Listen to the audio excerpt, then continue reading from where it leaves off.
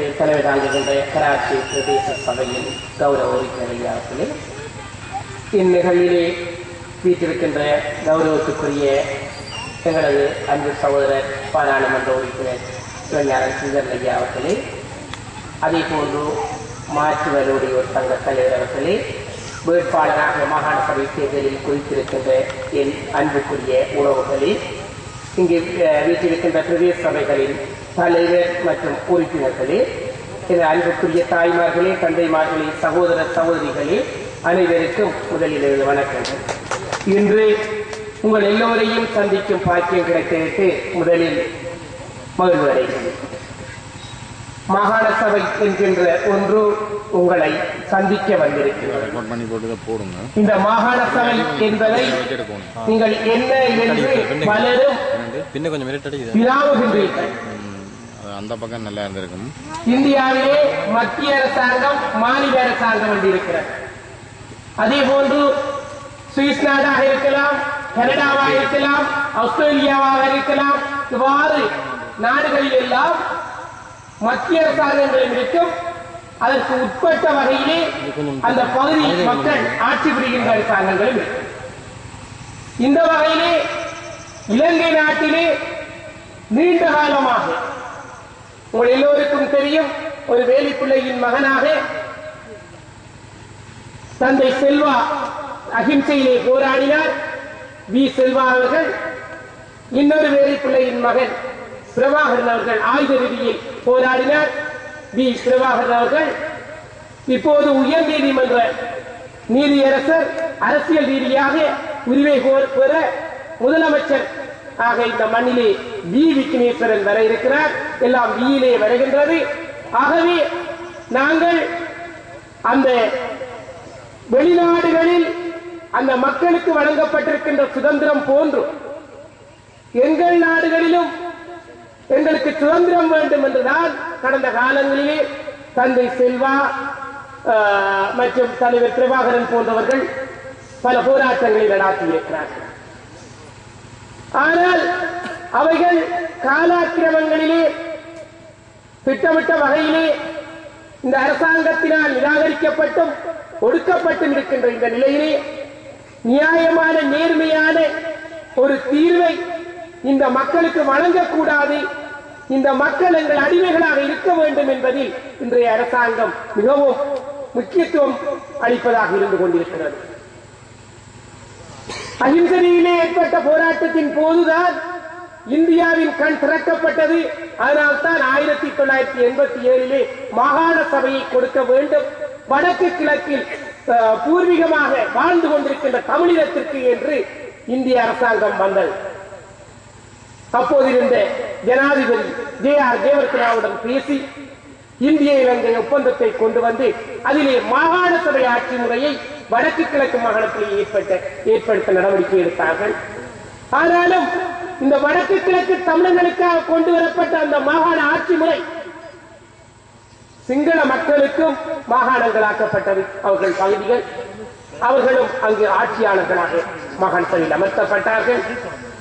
தாங்களே இங்கு வரராஜ பெருமாளை உத்வேகப்படுத்தி கொண்டு வந்து அவரை முன்னிலைப்படுத்தி தங்களது நோக்கத்தை நிறைவேற்றும் வகையிலே இந்திய அரசாங்கம் வடக்கு கிழக்கு இணைந்த தமிழர் தாயகத்திலே அவரை முதலமைச்சராக வைத்தது. அந்த வடக்கு கிழக்கு இணைந்த தாயகத்தில் முதலமைச்சராக அரங்கேறிய அந்த வரராஜ பெருமாள் அவர்களுக்கு தான் முதலமைச்சராக இருந்து கொண்டு இந்த மண்ணிலே நியாயமாக ஆட்சி செலுத்த முடியாத வகையில் இந்த அரசாங்கம் ஏற்படுத்துகின்ற தடங்களை வைத்து அவர் அதிலிருந்து வெளியேறினார். ஆனால் தமிழீழ பிரகடனத்தை கூறிவிட்டுத்தான் சென்றார். அதன் பின் இந்த அரசாங்கத்திடம் தான் இந்த வடக்கு கிழக்கு மாகாணம் இருந்தது. 2009 நாங்கள் காணாத அவலம் இந்த மண்ணில் நீங்கள் கண்டது நான் சொல்ல வேண்டிய அவசியம் இல்லை. நீங்கள் உணர்ந்தது, அனுபவித்தது. அந்த அவல நிலைக்கு பின் இந்த அரசாங்கம் பாரிய நிகழ்ச்சி திட்டங்களை செய்தது. வடக்கு கிழக்கு என்கின்ற பகுதியே இந்த அரசாங்கத்தினால் திட்டமிடப்பட்டு துண்டாடப்பட்டது. வடக்குக்கு அரசாங்கத்தின் ஆட்சி நடக்க கிழக்கிலே ஒரு தேர்தலை நடாத்த வந்தார்கள். அந்த கிழக்கிலே ஒரு பொம்மையை பார்க்க வந்தார்கள் பிள்ளையார் அவர்களை. அதிலே தமிழ் தேசிய கூட்டமைப்போ தமிழரசு கட்சியோ போட்டியிடவில்லை. அதனால் அந்த கிழக்கு மாகாண சபையிலே பிள்ளையார் முதலமைச்சராக அங்கு அமர்த்தப்பட்டார். மொத்தம் 6 தமிழர்கள் தான் அதிலே வந்தார்கள். அதிலே பிள்ளையாரின் கட்சி அந்த அரசாங்கத்தின் ரீதியாக 3, ஐக்கிய தேசிய கட்சியில் மற்றவை. ஆகவே அந்த 6 மட்டக்களப்பு மாவட்டத்தில் 6 பேர் வந்தார்கள். அதிலும் அந்த பிள்ளையாரின் 3 பிரதிநிதிகளை வைத்துக் கொண்டு இந்தியாவை ஏமாற்ற வேண்டும் என்பதற்காக இந்தியாவின் வேண்டுதலை நிறைவேற்றி அவர்களின் வாயை அடைக்க வேண்டும் என்பதற்காக அவரை முதலமைச்சராக இந்தியாவின் ஆலோசனை என்ற ரீதியிலே அரங்கேற்றினார்கள், கதிரையை அமர்த்தினார்கள். அவர் முதலமைச்சராக அங்கு 4 வருடங்கள் மேற்கொண்டார். முதலமைச்சராக இருந்து சில அபிவிருத்திகளை செய்தார். இதை சொல்லும் போது அடுத்த விடயத்திற்கு வருகிறேன். நான் பிள்ளையாரின் ஊரை சேர்ந்தவர், பாலச்சேனையின் கிராமம் பிள்ளையாரும். நான் அந்த பிள்ளையாரின் சொந்தக்காரன். எனக்கு அவன் மகன்.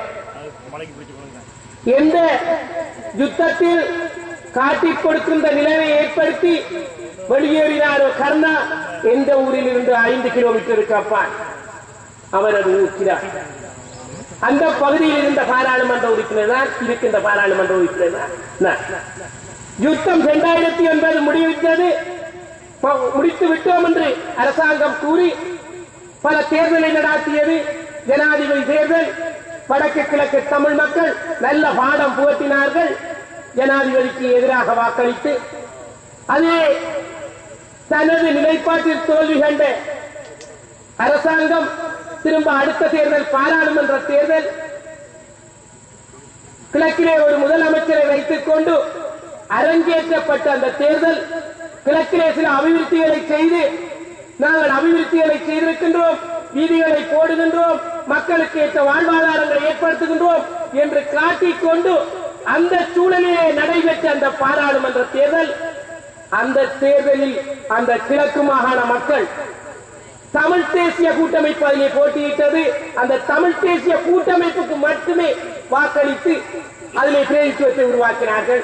அந்த கிழக்கிலே வந்த 5 பிரதிநிதிகளும் தமிழர் சார்பில், தமிழ் கட்சி சார்பில் தமிழ் தேசிய கூட்டமைப்பில் தான் வந்தார்கள். கிழக்கு மக்கள் அந்த பாடத்தை புகட்டினார்கள். அவர்கள் அபிவிருத்திக்கு, அபிலாசைக்கு, வேலை வாய்ப்புக்கு விரும்பி இருந்தால் அன்று அரசாங்க கட்சிக்கு வாக்களித்திருப்பார்கள். அல்லது தமிழன் தானே முதலமைச்சராக இருக்கிறான் பிள்ளையார், ஆகவே அவன் பிரதிநிதிகளை இறக்கியிருக்கிறான், அவனுக்கு வாக்களித்து உருவாக்குவோம் என்று உருவாக்கி இருப்பார்கள். உருவாக்கவில்லை. தமிழ் தேசியத்தை நேசித்தார்கள். இந்த வட மண்ணிலே 2009ஆம் ஆண்டு நடைபெற்ற கொடூரமான கொலையை சிந்தித்தார்கள். அதன் மூலம் பாதிக்கப்பட்ட எங்கள் சமூகத்தை சிந்தித்தார்கள். வாக்கை வீட்டுக்கு அளித்தார்கள். அதன் மூலம் பாராளுமன்ற பிரதித்துவத்தை தமிழ் தேசிய கூட்டமைப்புக்கு வழங்கினார்கள். சரி, அண்மையில் கிழக்கு மாகாண சபை தேர்தல் மீண்டும் அரங்கேற்றார். மாகாண சபை தேர்தல் நடைபெற்றது. தமிழ் தேசிய கூட்டமைப்பு அதிலே முதலாக போட்டியிடுகிறது.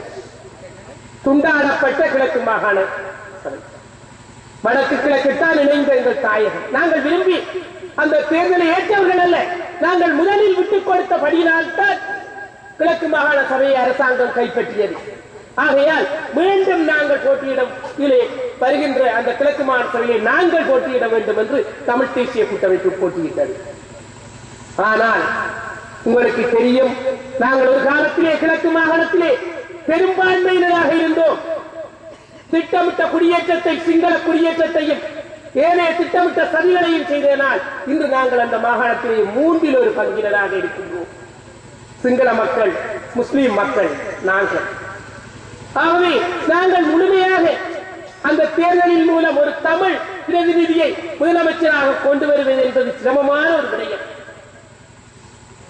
ஏனென்றால் நாங்கள் 1/3 பங்கில் இருப்பவர்கள். அதனால் தான் அந்த தேர்தலிலே யாரையும் நாங்கள் முதலமைச்சர் என்று நிறுத்தாமல் தான் பிரச்சாரம் செய்தோம்.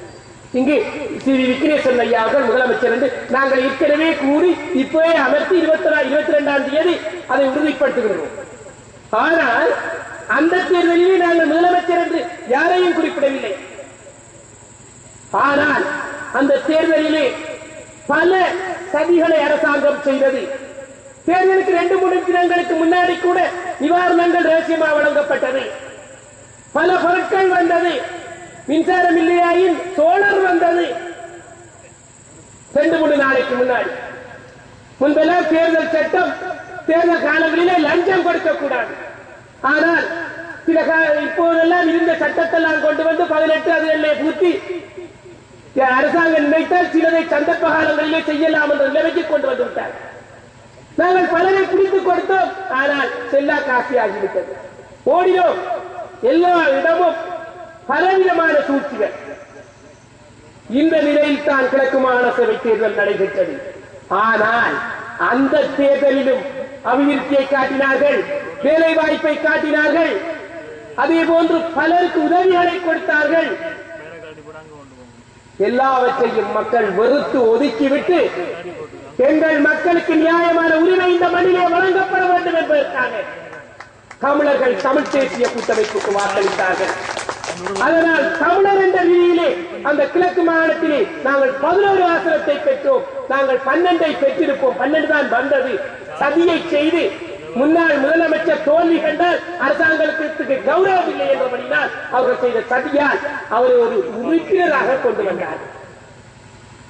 ஆனால் 11 இடத்தையும் தமிழ் தேசிய கூட்டமைப்பு தான் கைப்பற்றிய. ஏன் நான் இதை சொல்லுகிறேன் என்றால் அந்த கிழக்கு மண்ணிலே இருந்து அவர்கள் தமிழ் தேசியத்திற்கான அந்த வாக்கை தமிழ் மக்கள் அளித்திருப்பது வட மண்ணில் 2009ஆம் ஆண்டு ஏற்படுத்தப்பட்ட கொடூரமான தண்டனைகளுக்கு இந்த அரசாங்கத்தை தண்டிப்பதற்காக.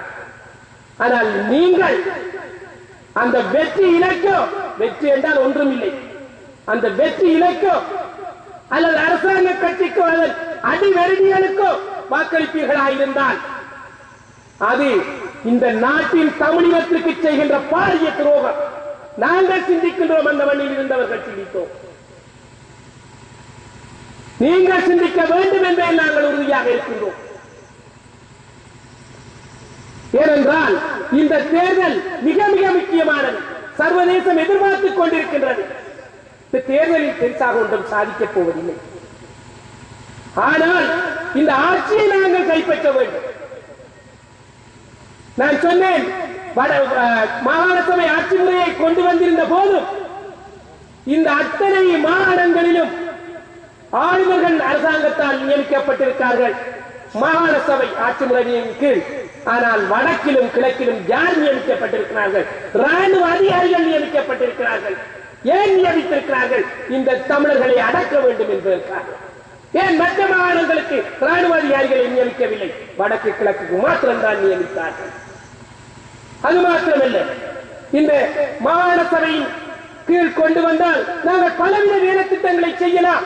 முடியாது என்றல்ல, இதில் இருந்த பல சரத்துக்களை எடுத்து விட்டார்கள். தீவிர சட்டத்தை கொண்டு வந்து 15 விதமான சட்டங்கள், அதாவது நிதி சார்ந்து கோழி வளர்ப்பு கடன் கொடுக்கிறதை கூட எடுத்திருக்கிறார்கள்.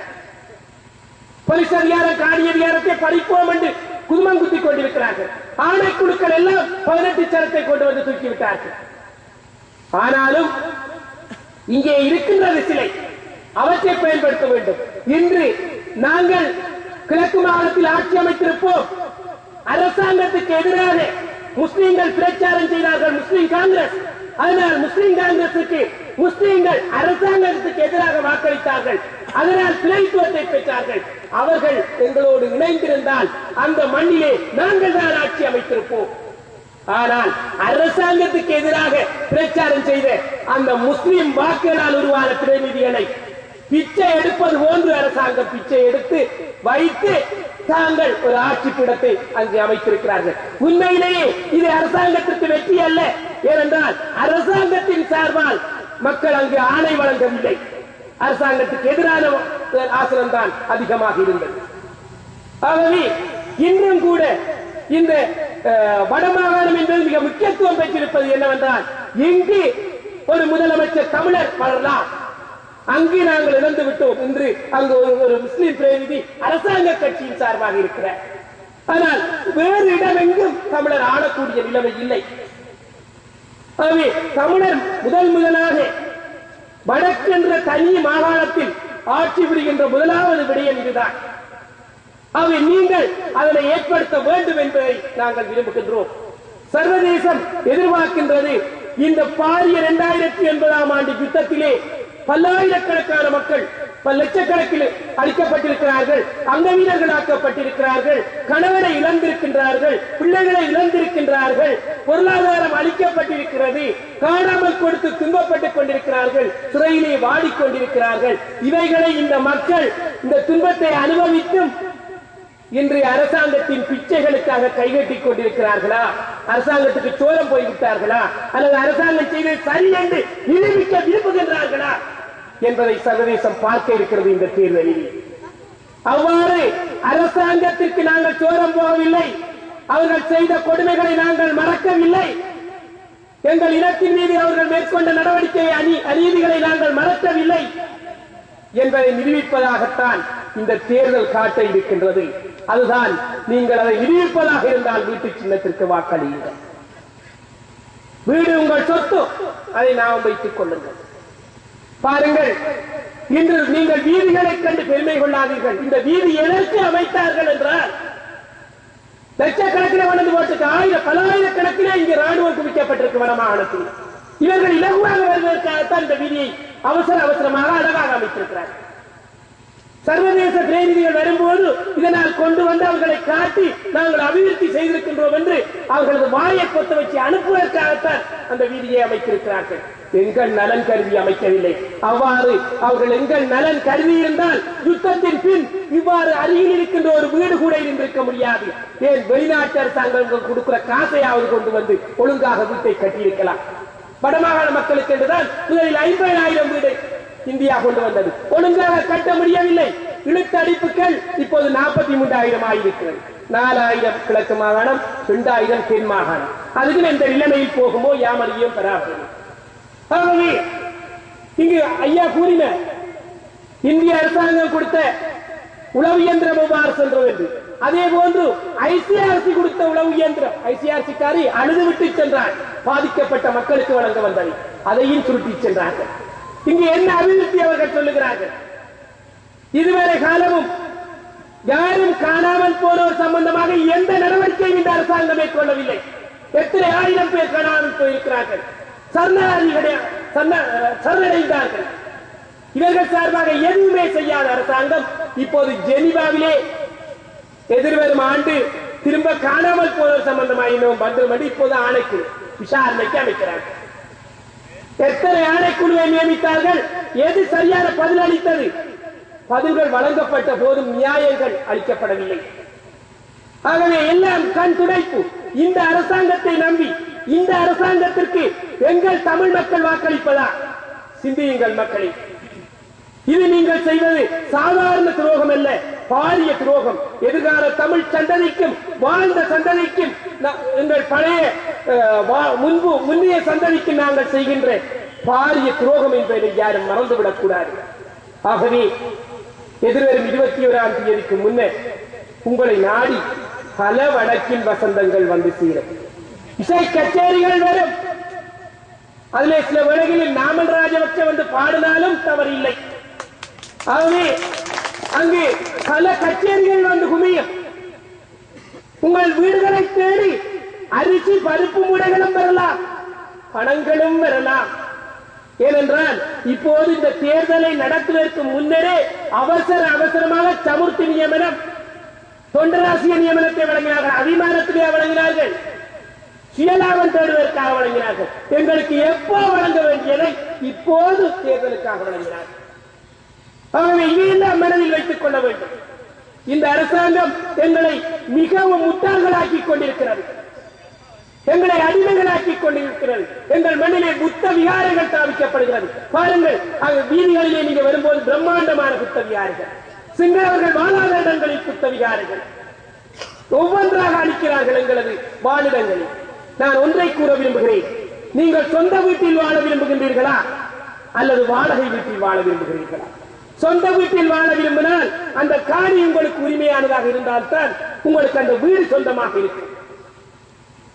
அரசாங்கம் தனக்கு அந்த காணியை சொந்தமாக வைத்துக் கொண்டு உங்களை வாடகைக்காரனாக்கிக் கொண்டு தான் இஷ்டமானவர்களுக்கு விரும்பிய போது உங்களை எழுப்பி வழங்கிய நிலைமைதான் இப்போது அரசாங்கம் மேற்கொள்கிறது. ஆகவே இந்த காணியை சொந்தமாக்க வேண்டும். இந்த காணி எங்கள் காணி என்பதை நாங்கள் உறுதிப்படுத்த வேண்டுமாயிருந்தால் காணி சொந்தமாக வேண்டுமாயி இந்த மாகாண ஆட்சியிலே நாங்கள் அதனை பெற முடியும், முயற்சிக்க முடியும், அதற்கு அதிகாரம் செலுத்த முடியும். முடியாது என்று அல்ல, ஆளுநரை கூட ஆட்சி படைக்க முடியும்.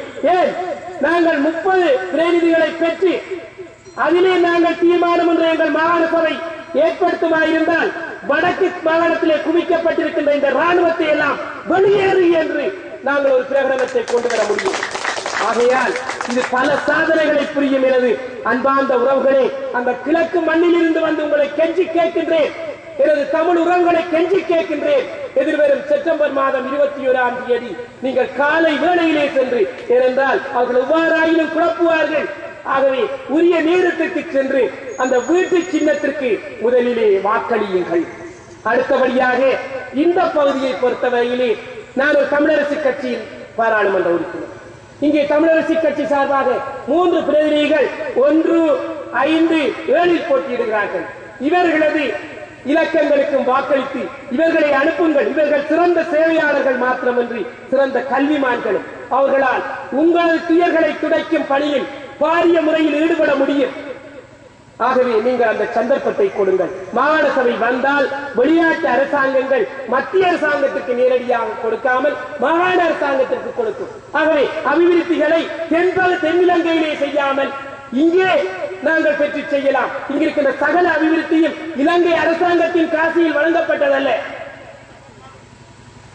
அத்தனை அபிவிருத்தி வேலை என்று காட்டப்படுகின்ற அந்த போலிகள் எல்லாம் வெளிநாட்டில் வடக்கு மாகாணம் பாதிக்கப்பட்டது. அதை அபிவிருத்தி செய்ய வழங்கப்பட்ட நிதி, வெளிநாடுகளில் கடன்பட்ட நிதியில் கூட நாங்கள் இன்று கடனாளிகளாக இங்கு இருக்கின்றோம். அபிவிருத்தியில் எங்களை காட்டி கடன்பட்டு செய்யப்பட்டிருக்கிறது. மானியமாக வந்தால் அது கடுகதி பாதையாக கொழும்பிலே செல்லுகின்றது. ஆகவே நீங்கள் இதனை சிந்தியுங்கள். எதிர்வரும் 21ஆம் தேதி உங்கள் வாக்கு தமிழ் தேசிய கூட்டமைப்பின் சின்னம் வீட்டுக்கு அமையட்டும்.